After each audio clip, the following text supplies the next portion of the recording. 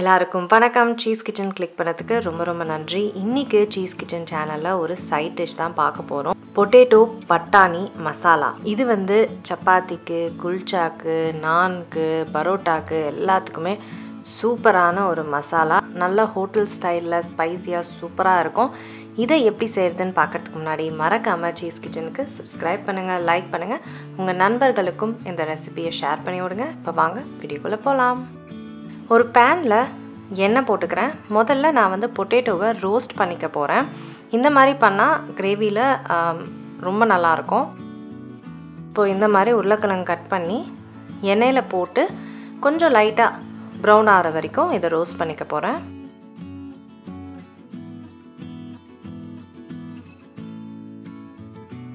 பாருங்கள், இந்த அளவுக்கு ரோஸ்ட் ஆனால் போதும்.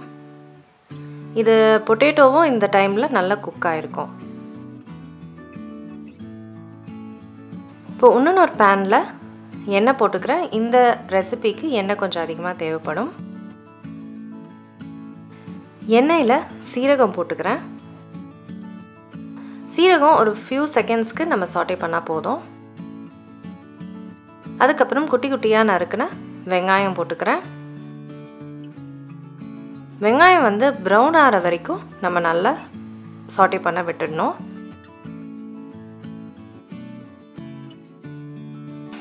பாருங்கள், இந்த அளவுக்கு வெங்காயம் ப்ரௌன் ஆகணும். அப்போ தான் இந்த ரெசிபிக்கு நல்ல ஒரு டேஸ்ட் கொடுக்கும்.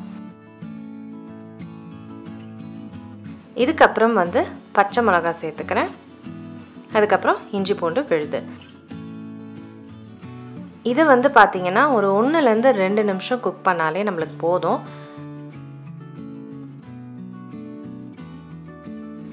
இப்போ 2 நிமிஷம் கழித்து தக்காளி விழுது அரைச்சிக்கிறேன். தக்காளியை மிக்சியில் போட்டு நல்லா மையாக அரைச்சிக்கிட்டேன்.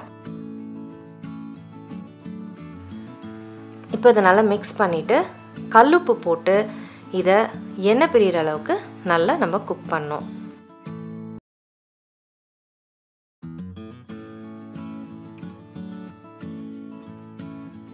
இப்போ எண்ணெய் பிரிஞ்சிருச்சு பாருங்கள். இப்போ மசாலா பவுடர்லாம் சேர்க்க ஆரம்பிக்கலாம். மசாலா பவுடருக்கு காரத்துக்கு காஷ்மீரி ரெட் சில்லி பவுடர் சேர்த்துருக்கேன். மஞ்சப்பொடி, மல்லிப்பொடி, அதுக்கப்புறம் garam masala. Kashmiri red chilli powder வந்து நல்ல கலர் கொடுக்கும், அதனால் அதை சேர்த்துருக்கேன். நீங்கள் நம்ம காரப்பொடி கூட சேர்த்துக்கலாம். இப்போ இதை நல்லா மிக்ஸ் பண்ணிவிட்டு எண்ணெய் பிரிகிற அளவுக்கு நம்ம இதை குக் பண்ணோம்.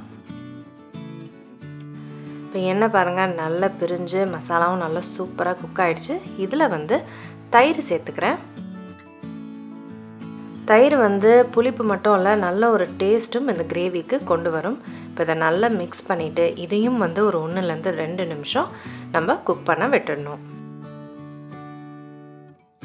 2 நிமிஷம் ஆயிடுச்சு, நல்லா குக் ஆகிடுச்சு. இதில் வந்து இப்போது உருளைக்கிழங்கு சேர்த்துக்கிறேன். இப்போ நீங்கள் குக் பண்ணாத உருளைக்கிழங்கு சேர்க்க போகிறீங்க அப்படின்னா இந்த ஸ்டேஜில் நீங்கள் தண்ணி சேர்க்குற மாதிரி இருக்கும். பட்டாணியும் நான் குக் பண்ணது தான் சேர்த்துக்கிறேன். ஸோ அதனால் நான் வந்து தண்ணி சேர்க்குற அவசியம் எனக்கு இருக்காது. இந்த ஸ்டேஜில் நீங்கள் வந்து ஒரு டம்ளர் தண்ணி சேர்த்துக்கலாம். இப்போ எனக்கு வந்து ரெண்டுமே குக் ஆனனால நல்லா மிக்ஸ் பண்ணிவிட்டு இந்த கிரேவியில் அப்படியே 1லேருந்து 2 நிமிஷம் அப்படியே கொஞ்சம் நேரம் எல்லாமே பிளெண்ட் ஆகிறதுக்கு குக் பண்ண விடுறேன். கொத்தமல்லியும் சேர்த்துட்டு நான் வந்து ஒரு 1 to 2 மினிட்ஸ் இதை குக் பண்ண விடுவேன். அவ்வளோதாங்க, சூப்பரான பொட்டேட்டோ பட்டாணி கிரேவி ரெடி. இதை நான் சப்பாத்தியோட சாப்பிட போகிறேன். பரோட்டாவோட செம சூப்பராக இருக்கும். கண்டிப்பாக ட்ரை பண்ணி பாருங்கள், டிசப்பாயிண்ட் ஆக மாட்டீங்க. நான் உங்களை சீக்கிரமாக அடுத்த வீடியோவில் சந்திக்கிறேன். வணக்கம். இருங்க, எங்கே போகிறீங்க? இந்த 2 வீடியோஸும் கண்டிப்பாக உங்களுக்கு பிடிக்கும். கிளிக் பண்ணி பாருங்கள்.